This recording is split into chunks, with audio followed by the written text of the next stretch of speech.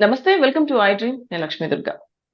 శతాబ్దాల కల సాకారం అవబోతోంది. అయోధ్యలో రామమందిర నిర్మాణం జరుగుతోంది.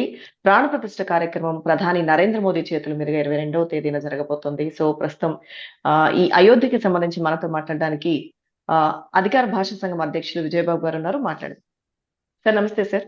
నమస్తే. సార్, సుదీర్ఘ కాలంగా ఉన్న కల సాకారం అవుతుంది. అయోధ్యలో అంగరంగ వైభవంగా రామమందిర నిర్మాణం దాదాపుగా పూర్తయింది.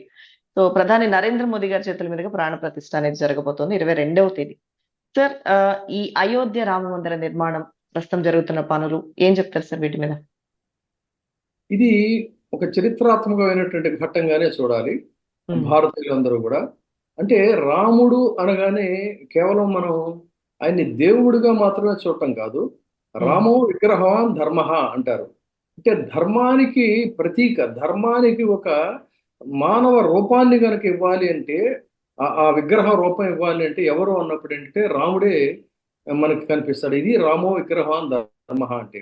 శ్రీరామ రామ రామేతి రమే రమే మనోరమే సహస్రనామ తత్తుల్యం రామనామ వరాననే. అంటే శ్రీరామ రామ రామేతి, ఆ, అంటే అక్కడ ఏంటంటే సహస్రనామ తత్తుల్యం, సహస్రనామాలు తత్ దానికి తుల్యం సమానమైనటువంటిది. సహస్రనామ తత్తుల్యం అంటే 1000 నామాలకి, సహస్రనామాలకి సరితూగేటువంటిది ఏమిటి అంటే రామ అనేటువంటి 2 అక్షరాలు. ఇందులో నిగూఢార్థం, అది ఇందులో ఉన్నటువంటి నిగూఢార్థం రామ అనేటువంటిది. అందుకనే ఆ రామ అని పలకడంలో అది మనకి 1000 నామాలు 1000 సార్లు మనం పలికినట్టు అవుతుంది అనమాట. ఇందులో నిగూఢార్థం ఆ విధంగా చెప్పుకోవాలి. అటువంటి ధర్మానికి ప్రతీకగా ఉన్నటువంటి రాముడి యొక్క ఒక చరిత్రాత్మకమైనటువంటి పురాణ ప్రశస్తమైనటువంటి ఒక దేవాలయాన్ని తిరిగి మళ్ళీ మనం పునర్నిర్మించుకుంటున్నటువంటి ఒక అద్భుత ఘట్టం కింద దీన్ని మనం చూడాలి. హ్మ్.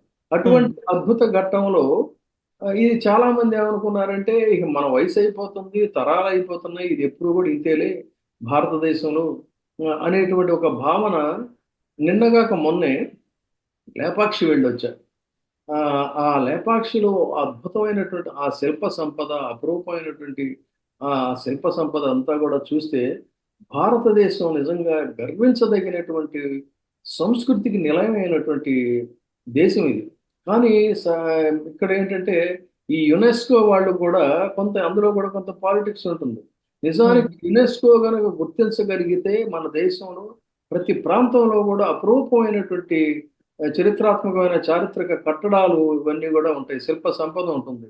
హ్మ్. అలాంటిది అది చూసినప్పుడు నాకు ఎంతో బాధ అనిపించింది. ఎంతమంది ఫారెన్ టూరిస్టులు మనం నిజానికి వాళ్ళందరినీ కూడా ఆకర్షించవచ్చు. ఆ విధంగా రేపు ఈ అయోధ్య రామాలయం కూడా ప్రపంచంలోనే ఒక అపురూపమైనటువంటి కట్టడంగా, ఉమ్, దేశ విదేశాల నుంచి అనేక మంది యాత్రికులను ఆకర్షిస్తుంది అనడంలో కించిత్ సందేహం లేదు. ఇటు ఆంధ్రప్రదేశ్లో కలియుగ వైకుంఠంగా అలరారుతున్నటువంటి ఆ, తిరుపతి, ఆ తర్వాత అటువైపు వెళ్ళినప్పుడు అయోధ్యలో ఈ రామాలయం, ఇవన్నీ కూడా భారతీయ సంస్కృతికి, సంప్రదాయానికి, అదేవిధంగా మనదైనటువంటి జీవన శైలికి, ఆధ్యాత్మిక శోభకి, ఆధ్యాత్మిక వైభవానికి, ఆధ్యాత్మికంలో భారతీయ ఆధ్యాత్మికంలో ఉన్నటువంటి అంతర్గత సూక్ష్మ ధర్మాలకి, వీటన్నిటికీ కూడా ఇవి ప్రతీకలుగా అలరారుతుంటాయి.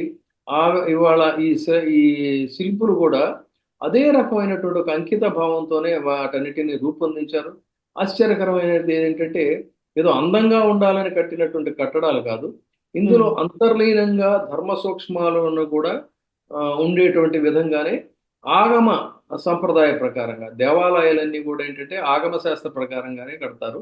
ఆ ఆగమ శాస్త్రాల ధర్మాలకు అనుగుణంగానే కట్టినటువంటి ఆ, ఈ ఆలయం కాబట్టి ఇది ఏ, ఒక పురాణ ప్రశస్తంగా కూడా రేపు భవిష్యత్తులో తరతరాల వరకు కూడా నిలబడిపోతుంది. అందుకనే ధర్మభూమి, కర్మభూమి, వేదభూమి ఈ భరత భూమి అని చెప్పని ఈ దేశాన్ని కీర్తించారు. అందులో ఇవాళ ఒక మణిమకుటం కింద ఈ అయోధ్య అనేటువంటిది అలరారుతుంది అనడంలో కించిత్ సందేహం లేదు. అదే సందర్భంలో ఏంటంటే దీన్ని ఎవరు కూడా రాజకీయ దృక్కోణం నుంచి చూడడానికి ఆ, ఇది కరెక్ట్ కాదు. హ్మ్. గతం గతం గతః అయిపోయింది. దాన్ని ఆ, ఆ, అంటే మానవ జాతి యొక్క పరిణామ సిద్ధాంతం కానీ, లేదు మత గ్రంథాల యొక్క సూక్ష్మం కానీ, వీటన్నిటిని అర్థం చేసుకున్నటువంటి ముస్లిం పెద్దలు కూడా దీన్ని ఆహ్వానించారు. ఆ, ఈ ఇక్కడ ఉండాల్సిందే ఇది ఈ దేశంలో ఇలాగా అని చెప్పని వాళ్ళు కూడా ఇవాళ దీన్ని ఆహ్వానిస్తున్నటువంటి సందర్భంలో దీన్ని మతాల దృక్కోణం నుంచి కూడా చూడకూడదు. అందుకే నేను ప్రారంభంలోనే చెప్పాను, రామో విగ్రహవాన్ ధర్మః అని. ఆ ధర్మ సూక్ష్మాలను అర్థం చేసుకుంటే రాముడు ఇవాళ మనకు కబీర్ దాస్ తెలియదు ఏముంది మీకు?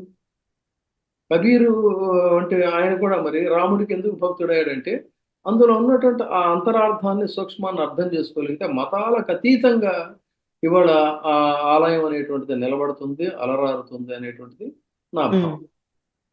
సార్ అయితే అంటే కొన్ని పుకార్లు కూడా వస్తున్నాయి సార్. ఎంత వైభవంగా ఆలయం సంబంధించి ప్రజలందరూ కూడా చాలా సంతోషంగా ఉన్నారు. ఆలయ నిర్మాణం జరుగుతున్న తీరుతెన్నులు గాని ప్రతిది కూడా ఒక చాలా ఎన్నో ప్రత్యేకతలు సంతరించుకుంది అయోధ్య రామాలయం.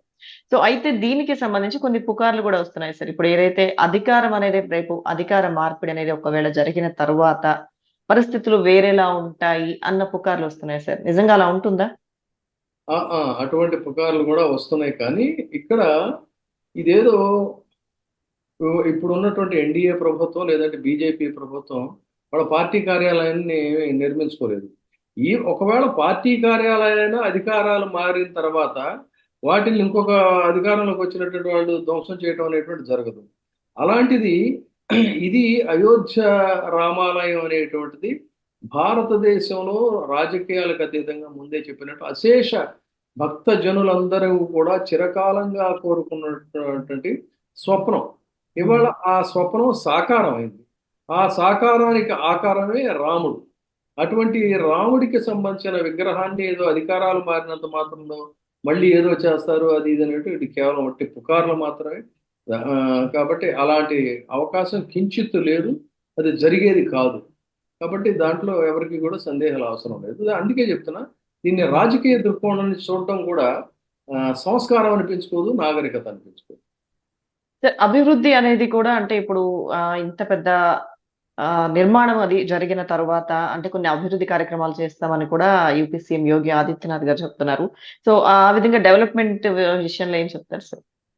ఖచ్చితంగా ఇప్పుడు ఒక అపురూపమైనటువంటి కట్టడాన్ని నిర్మిస్తున్నప్పుడు ఇదేదో ఒక కొద్ది రోజుల్లోనూ అయిపోయేది కాదు అది. అదే ఇప్పుడు ఈ రోజుకి చూడండి, మనకి ఇంత కలియుగ వైకుంఠంగా అలరాడుతున్నటువంటి వెంకటేశ్వర ఆలయం శతాబ్దాల కాలంగా కూడా అంటే శతాబ్దాల నుంచి ఉన్నప్పటికీ కూడా బ్రిటిషర్స్ కాలం నుంచి తీసుకున్నట్లయితే ఆ అభివృద్ధి అనేటువంటిది ఆ అభివృద్ధి పరంపర అలా కొనసాగుతూనే ఉంది. ఇప్పటికీ కూడా ఇంకా అక్కడ నిర్మాణాలు ఏర్పాట్లు అన్ని కూడా ఎప్పటికప్పుడు జరుగుతూనే ఉంటాయి. అలాంటిది ఇప్పుడు మరి ఇక్కడ కూడా అదే విధంగా అభివృద్ధి కార్యక్రమాలు అనేటువంటి నిరంతరాయంగా నిర్నిరోధంగా నిరాటంకంగా సాగిపోతూనే ఉంటాయి. అందులో ఏమి సందేహం లేదు. కాబట్టి ఇది ఆహ్వానించదగినటువంటిది. ఒక సత్సంకల్పానికి మనం రాజకీయ రంగుటద్దాల నుంచి చూడటం కానీ దానికి రాజకీయ రంగు పొలవటం అనేటువంటిది అయితే సమంజసం కాదనేది నా యొక్క ఉద్దేశం. Yes sir. Right sir. Thank you so much Vijayababu గారు. Thank you sir.